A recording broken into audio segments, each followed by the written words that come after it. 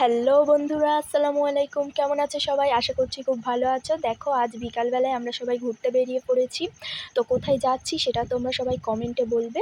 এই যে দেখো, এই জায়গাটা আশা করছি তোমরা সবাই চেনো। আমরা এখানে সব খালা আর খালাতো বোনরা মিলে গিয়েছিলাম। এখানে নদীর পাড়ে আমরা অনেকক্ষণ বসেছিলাম। দেখো, খুব মনোরম আবহাওয়া ছিল এখানটায়।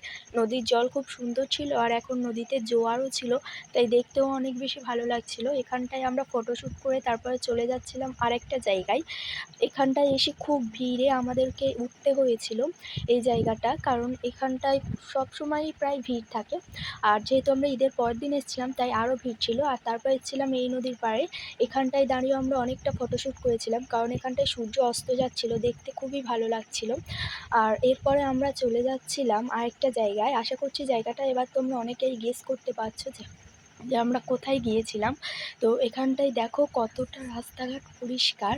আর আমাদের খুবই ভালো লাগছিল, কারণ আস্তে আস্তে সন্ধ্যা হয়ে আসছিল।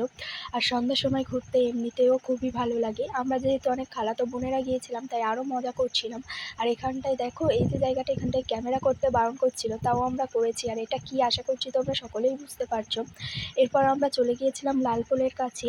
তো কোথায় গিয়েছি অবশ্যই তোমরা কমেন্টে জানাবে। আমরা লালপোলে অনেকটা সময় কাটিয়েছিলাম। এরপর বাড়ি চলে এলাম। টাটা, আল্লাহ হাফেজ।